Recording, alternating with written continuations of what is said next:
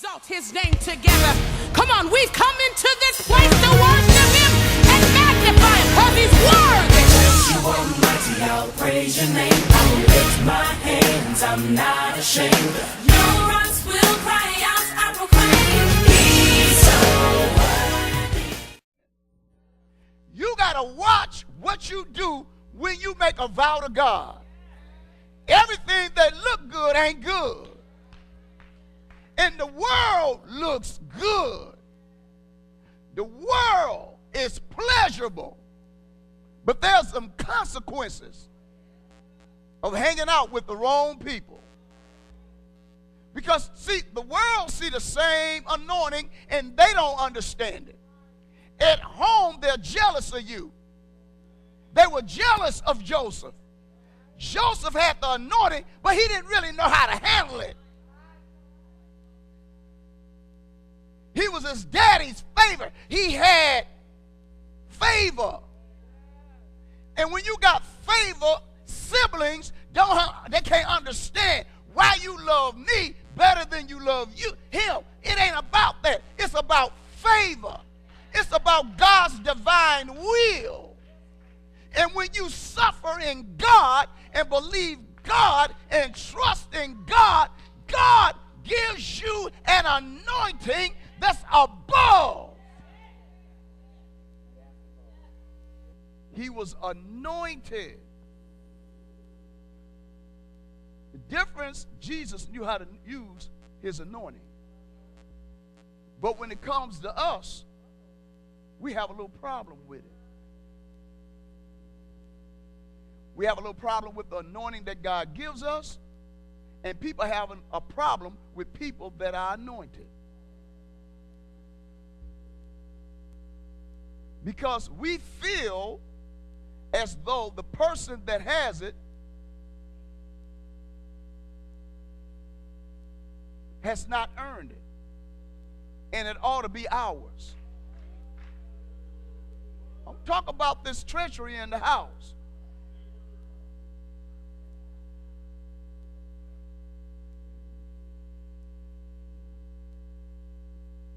It doesn't make any difference whether it's of God or not. The problem is you ain't looking at God, you looking at the person. They didn't know anything about the God of Samson, but they were looking at Samson. Samson was careless with the anointing that God gave him.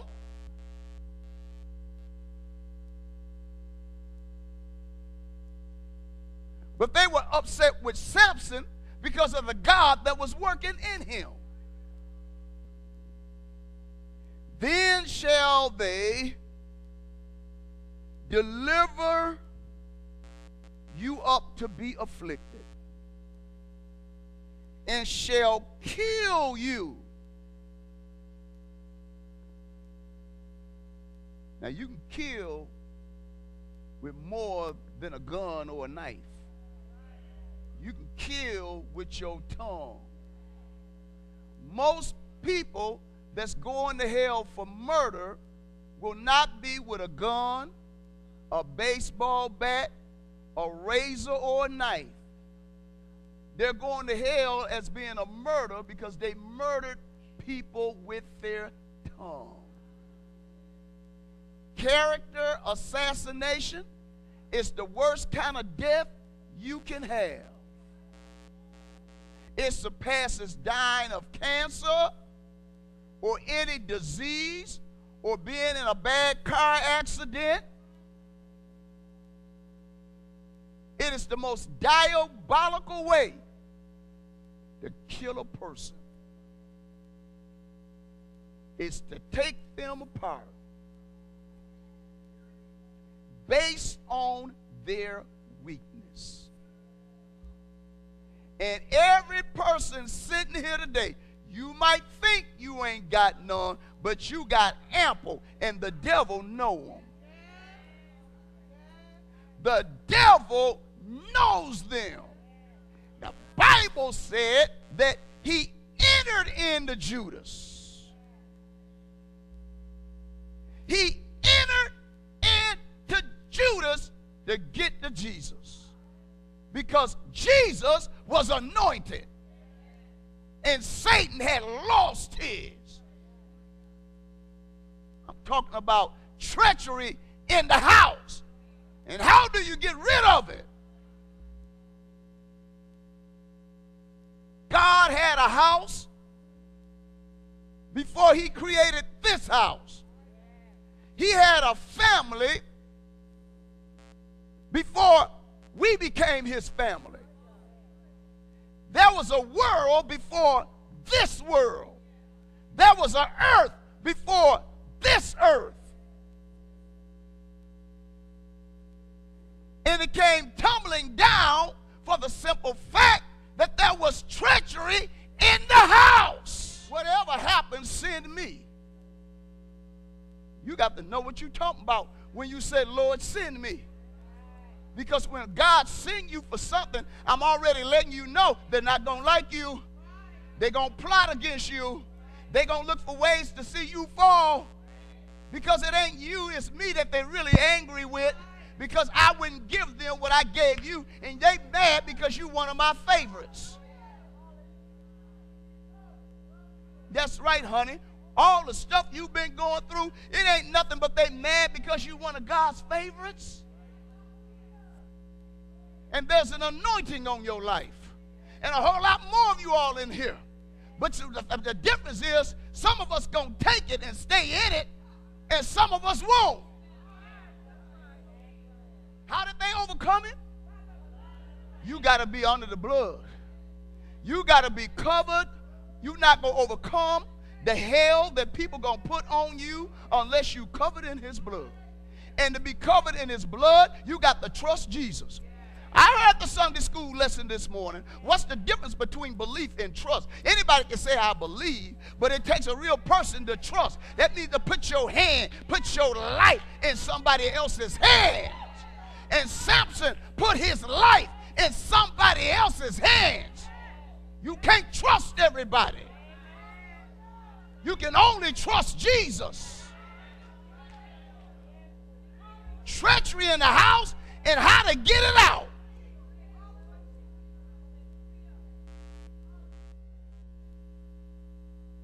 We sat on the same pew. We were friends.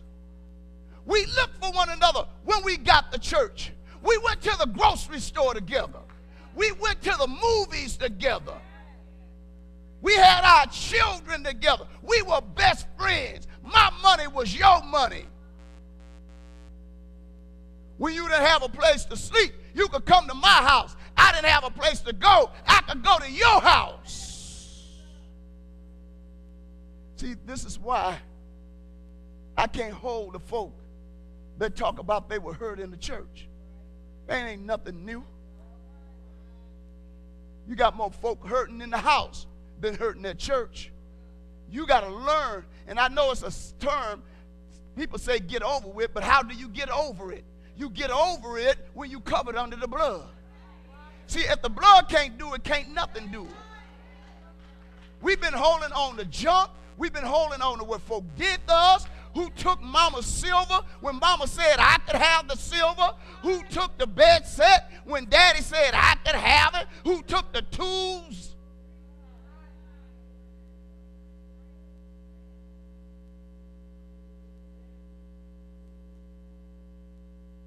So you got to make the Bible come to life for people today.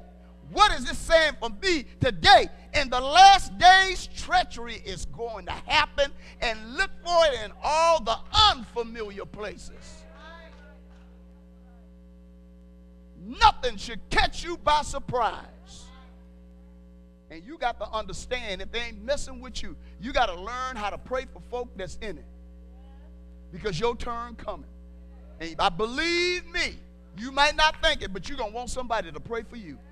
You're going to want somebody to pick up the telephone and say, baby, I don't want to hear the details, but I just want to let you know I'm praying for you. I'm praying for you.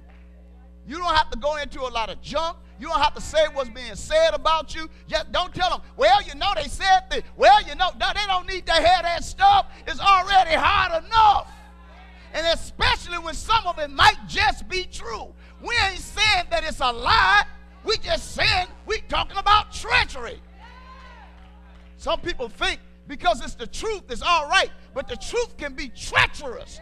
The truth, if you don't tell it right, if you don't handle it right, it'll kill you. It's the truth. Sometimes the truth don't need to be told. You need to pray. You need to cover the sin. You need to lift that person up in prayer, considering yourself. At least it happened to you. That's what Genesis 6 said. Galatians 6:1 tell you all the time to put the truth out on people. What if somebody put the truth out on you? I just want you to think about that for a minute. I want you to think about it for a minute. What if somebody put the truth? They ain't got to lie on you. Just tell the truth. You'll feel awfully bad. Oh, yes, you would. Don't sit up here looking holy and pious at me. If people told the truth about me, y'all will run me off the planet. So don't think just because it's the truth that you're doing God a favor by breaking up something, by killing somebody, by destroying somebody. The Bible said, let every man be a liar and God be true. Our problem is they guilty till found innocent. Even in the church, when God said, I don't care if they are guilty, you forgive them. See, this is how you're going to get rid of treachery. You ain't going to get rid of treachery by using treachery. See, that was under the law, eye for an eye and a tooth for a tooth. That didn't do nothing but make folk even worse. I hope I'm preaching to y'all this morning, because this is what God gave me.